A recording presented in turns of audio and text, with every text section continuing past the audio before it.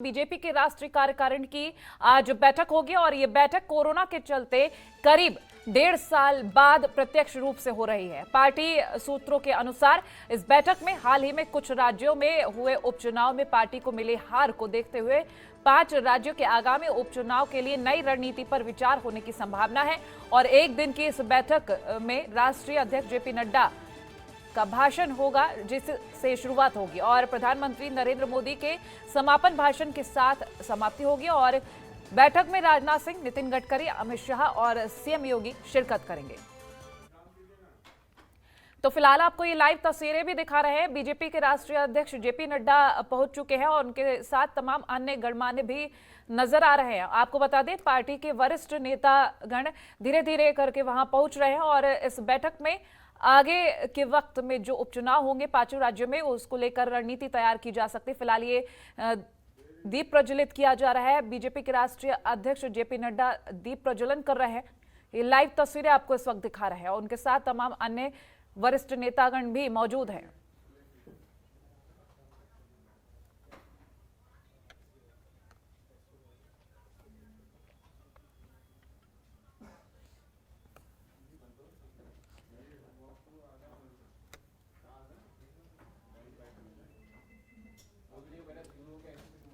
और आप देख सकते हैं बीजेपी के राष्ट्रीय सांसद रामानुज भट्ट हमारे साथ लाइव जुड़ गए अधिक जानकारी के लिए। रामानुज, हम तस्वीरें लाइव इस वक्त अपने दर्शकों को दिखा रहे थे कि वहां पर बीजेपी के राष्ट्रीय अध्यक्ष जेपी नड्डा भी पहुंच चुके हैं, विनोद सोनकर भी पहुंचे हुए हैं, तमाम अन्य वरिष्ठ नेतागण पहुंचे हुए हैं। फिलहाल क्या अपडेट मिल पा रही है? कुल मिलाकर अगर हम देखना चाहें तो किस तरीके की रणनीति देखी जा सकती है? देखिए कोमल की अगर बात की जाए कि उत्तर प्रदेश के विधानसभा चुनाव जितने महत्वपूर्ण हैं उसको लेकर भी चर्चा है, क्योंकि सबसे बड़ी बात है कि दिल्ली का रास्ता जो है उत्तर प्रदेश की सियासत से होकर जाता है और उत्तर प्रदेश में जो जीत हासिल होगी वही 2024 का किंग बनेगा। चाहे उत्तर प्रदेश के अंदर अगर बात की जाए, इनके साथ साथ 5 राज्यों के चुनाव और हैं। इन 5 राज्यों के चुनाव को लेकर जो है ये कार्यकारिणी की बैठक हो रही है। इस कार्यकारिणी की बैठक में राष्ट्रीय अध्यक्ष के साथ साथ जो कार्यकारिणी के मेंबर हैं वो भी मौजूद रहेंगे और कुछ ऐसे जो सदस्य हैं उनको जो है वर्चुअल जोड़ा जा रहा है, क्योंकि बात की जाए दिनेश शर्मा और डिप्टी सीएम केशव प्रसाद मौर्य को जो है लखनऊ से वर्चुअल जुड़ना होगा और इसके साथ साथ कोविड गाइडलाइन का पालन करते हुए इस बैठक को किया जा रहा है, जिसमें उत्तर प्रदेश के मुख्यमंत्री योगी आदित्यनाथ पहुंचेंगे और 5 राज्यों में होने वाले चुनाव को लेकर एक बृहद रणनीति बनेगी। रामानुज, आपके पास लौट रही हूं मैं, आपके पास लौटूंगी वापस जानकारी लेने के लिए, लेकिन इस वक्त ममता चतुर्वेदी हमारी सहयोगी, उन्होंने जहां बैठक होनी है वहां का पूरा जायजा लिया है। किस तरीके की तस्वीरें आपको दिखाते हैं? होगी। इसमें भारतीय जनता पार्टी के राष्ट्रीय अध्यक्ष जेपी नड्डा की नेतृत्व में ये बैठक होने जा रही है। सुबह 10 बजे से ये बैठक शुरू हो जाएगी। इस वक्त हम मौजूद हैं एनडीएमसी सेंटर के ठीक सामने, जहां पर तस्वीरों में आप देख सकते हैं कि धीरे धीरे करके भारतीय जनता पार्टी के जो तमाम नेता हैं वो यहाँ पर आना शुरू हो गए हैं। तस्वीरों में आप देख सकते हैं कि कैलाश विजयवर्गीय भी जा रहे हैं और धीरे धीरे करके बीजेपी के तमाम जो नेता है वो एनडीएमसी सेंटर का रुख कर चुके हैं, जहाँ पर बीजेपी की राष्ट्रीय कार्यकारिणी की बैठक होने जा रही है। अगर राष्ट्रीय कार्यकारिणी की बात करें, कोरोना संकट के चलते लंबे समय बाद ये कार्यकारिणी की बैठक हो रही है, जिसमें अगर संबोधन की हम बात करें तो जेपी नड्डा के संबोधन से इसकी शुरुआत होगी और समापन देश के प्रधानमंत्री नरेंद्र मोदी अपने संबोधन से करने वाले हैं। और इस दौरान राष्ट्रीय कार्यकारिणी में आने वाले समय में 5 राज्यों में विधानसभा चुनाव होने वाला है, तो उसको लेकर क्या कुछ बीजेपी की रणनीति होगी, उसको लेकर यहाँ पर चर्चा की जाएगी। और इसके अलावा केंद्र सरकार की नीतियाँ किस तरीके से देश की जनता के बीच में पहुंचाना है और लोगों को ये पता चले कि जब डबल इंजन की सरकार होती है तो राज्य के विकास में कितनी तेजी आती है। तो इन तमाम चीज़ों को लेकर यहाँ पर चर्चा की जाएगी। सुबह 10 बजे का वक्त है जब इसकी शुरुआत होगी, बैठक की शुरुआत होगी और समापन देश के प्रधानमंत्री नरेंद्र मोदी के भाषण से होगी। कैमरा पर्सन शेरा सिंह के साथ ममता चतुर्वेदी, जनतंत्र टीवी, दिल्ली। रामानुज हमारे साथ लगातार लाइव बने हुए। रामानुज, हमने तस्वीरें देखी, ममता ने तमाम जो तस्वीरें वो हमारे दर्शकों तक पहुंचाई। फिलहाल आपसे जो जानकारी ले रहे थे उसे पूरा करें।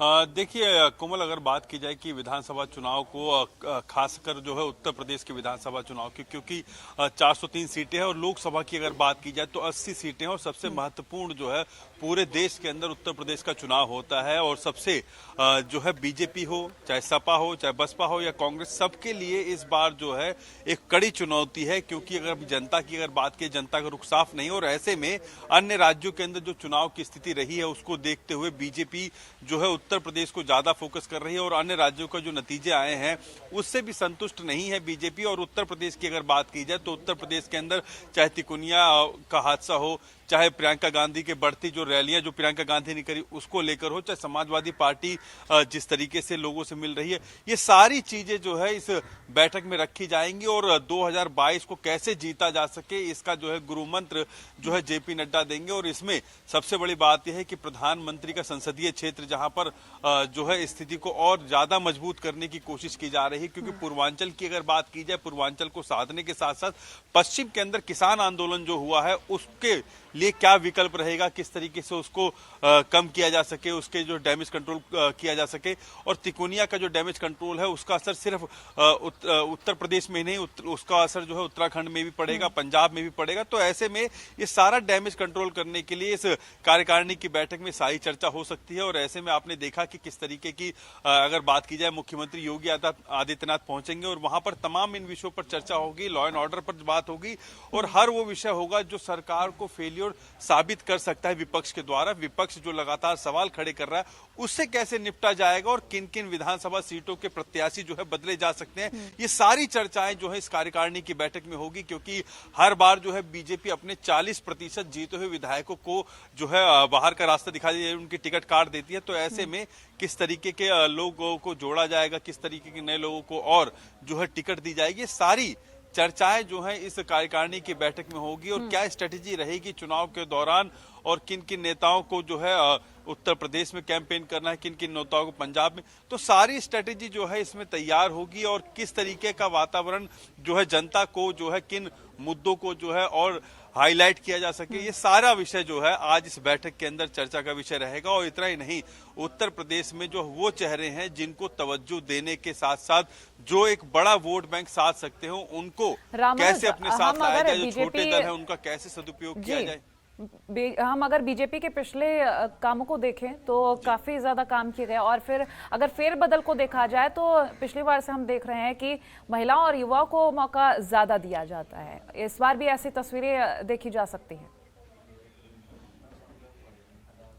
देखिए बीजेपी उस कैंडिडेटों को उतारती है जो जीतने का जो है मादा रखते हैं, जो जीतने को जो है पूरी जीत को तब्दील करते हैं। बीजेपी की उन सीटों पर जो है चुनाव प्रक्रिया बदली। आपने देखा कि देवबंद की अगर बात की जाए, देवबंद लंबे समय से समाजवादी पार्टी, बसपा इसी के अंदर रह गई थी, लेकिन इस बार जो है भाजपा का खाता देवबंद से खुला, जहां पर माइनॉरिटी की अगर बात की जाए, जिस वोट बैंक को लेकर तमाम समाजवादी पार्टी हो, चाहे बसपा हो या कांग्रेस हो, जिस वोट बैंक को साधने की बात करती, सबसे ज्यादा माइनॉरिटी की संख्या होने के बावजूद भी बीजेपी का विधायक बनना, ये वाकई एक स्ट्रेटेजी का ही नतीजा था। और इस बार भी कुछ ऐसी स्ट्रेटेजी रहेगी, युवाओं के साथ साथ जो अपने क्षेत्र के अंदर अच्छी छवि रखता हो उन नेताओं को जो है इस बार मौका मिलेगा। और प्रियंका गांधी ने जो दांव खेला है 40% महिलाओं को सीट देने का विधानसभा के अंदर, उसका भी तोड़ निकालने के लिए आज इस पर चर्चा होगी। और ऐसे में कहीं ना कहीं बीजेपी इन तमाम विषयों को लेकर आगे 2022 की रणनीति इसी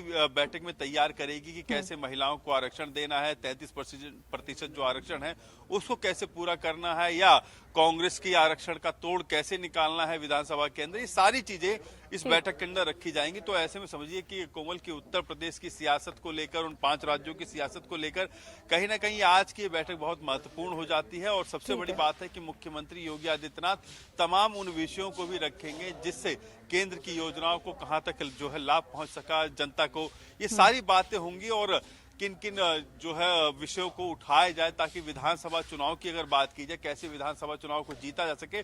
और इसका आपने देखा तिकोनिया की अगर बात की जाए, तिकोनिया का नुकसान जो है सिर्फ उत्तर प्रदेश के अंदर ही नहीं होगा, जो तराई बेल्ट है उसका नुकसान जो है उत्तराखंड के अंदर जो है 5-7 सीटें ऐसी जो नुकसान दे सकती हैं, पंजाब के अंदर नुकसान हो सकता है। तो ये सारी चीजें जो है इस बार स्ट्रेटेजी का हिस्सा रहेंगी, कैसे उस नुकसान की भरपाई की जा सके, कैसे उस नुकसान से बचा जा सके। जी ठीक है, आप बने रहिए हमारे साथ, आगे भी आपसे जानकारी लेंगे। खबरों के निष्पक्ष विश्लेषण के लिए सब्सक्राइब करें Janatantra TV and press the bell icon. Never miss any update.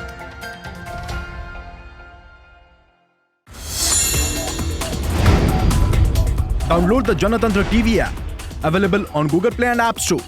Download it now.